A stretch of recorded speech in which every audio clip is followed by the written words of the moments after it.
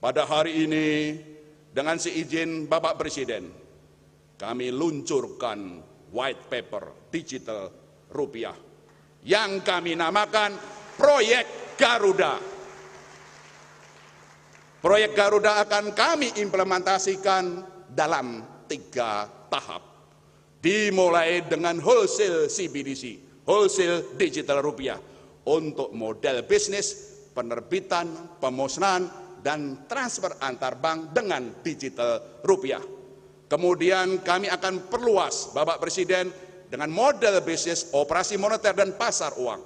Dan akhirnya, integrasi wholesale digital rupiah dengan retail digital rupiah secara end-to-end. Imagine a digital loonie becoming legal tender. Well, that day is getting closer. A recent survey found most major banks are considering some form of digital currency within the next 6 years. 3 research teams have produced proposals for the Bank of Canada. As Eric Sorensen reports, this could fuel the digital economy. Every day, more Canadians pay digitally. And fewer businesses need this: a cash drawer stuffed with bills. Canadians are among the most cash-free spenders in the world. So, is it time for digital currency? The Bank of Canada isn't promoting the idea, but believes it needs to be ready. Currency is a core part of the Bank of Canada's mandate. For several years, the Bank of Canada has been analyzing what circumstances might lead Canada to decide to issue a digital currency. The Bank of Canada is now studying proposals from 3 sets of university experts for a homegrown digital currency, formulas for how to spend with the anonymity of cash without using cash. It could work like this. Through an app on a cell phone, a user sets up a secure e-wallet, it's authenticated through a government agency, and it's ready to go.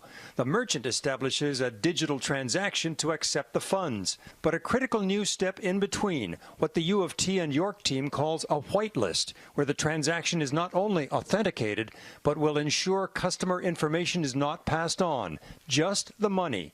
Privacy is paramount. We believe that the Canadian government has an obligation to give people a way to protect their privacy and give them, in particular, because payments are so central for commercial interactions. The currency would require measures against too much privacy to prevent money laundering and tax evasion.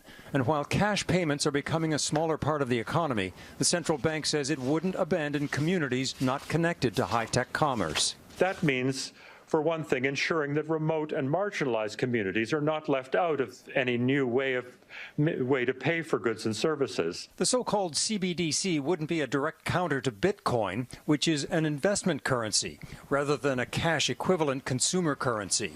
But Canada cannot sit back, say experts, as other countries like China unveil digital currencies. Chairman Crapo, Ranking Member Brown, members of the committee. Thank you for the opportunity to speak with you today. My name is Peter Van Valkenburg, and I'm the Director of Research at Coin Center, an independent nonprofit focused on the public policy issues affecting cryptocurrency and public blockchain networks. What is Bitcoin? Bitcoin is the world's first cryptocurrency, and it works because of the world's first public blockchain network. What does Bitcoin do? It's simple. It lets you send and receive value to and from anyone in the world using nothing more than a computer and an internet connection. Now, why is it revolutionary? Because unlike every other tool for sending money over the internet, it works without the need to trust a middleman. The lack of any corporation in between means that Bitcoin is the world's first public digital payments infrastructure. And by public, I simply mean available to all and not owned by any single entity. Now, we have public infrastructure for information, for websites, for email. It's called the internet. But the only public payments infrastructure that we have is cash, as in paper money. And it only works in face-to-face transactions. Before Bitcoin, if you wanted to pay someone remotely over the phone or the internet, then you could not use public infrastructure. You would rely on a private bank to open their books and add a ledger entry that debits you and credits the person you're paying. And if you both don't use the same bank, well, then there'll be multiple banks and multiple ledger entries in between. With Bitcoin, the ledger is the public blockchain, and anyone can add an entry to that ledger, transferring their Bitcoins to someone else. And anyone, regardless of their nationality, race, religion, gender, sex, or creditworthiness, can for absolutely no cost create a Bitcoin address in order to receive payments digitally.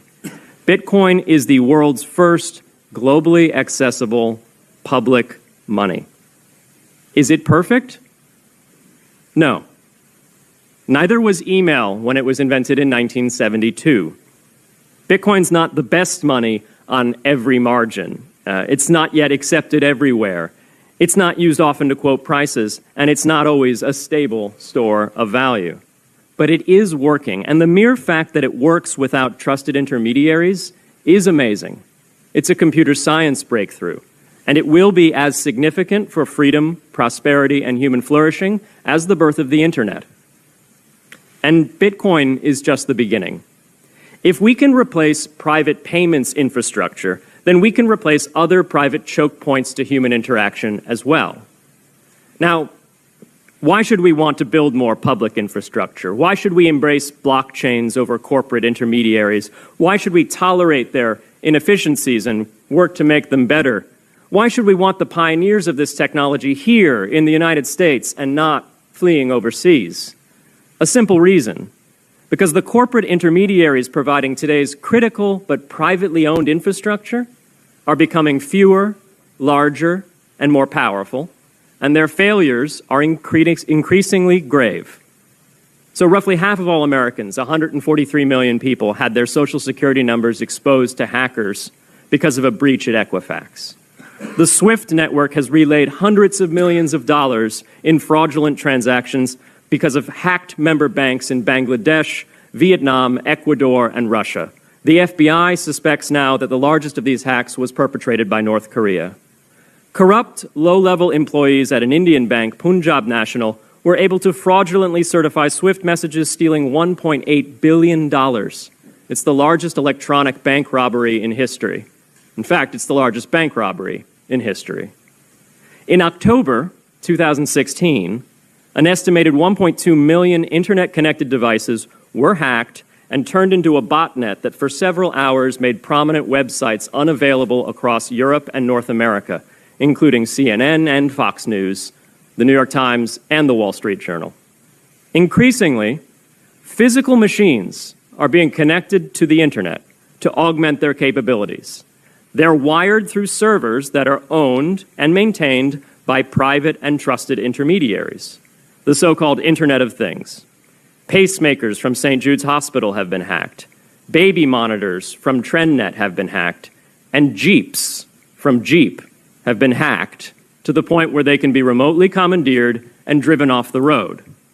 Now, those vulnerabilities are inescapable in systems that have single points of failure. It doesn't matter if the point of failure is a corporation or if it's a government. There shouldn't be a single point of failure. Similar choke points existed before the internet. If you wanted to deliver a message, you'd have to go through one of 3 television broadcasters or a handful of newspapers.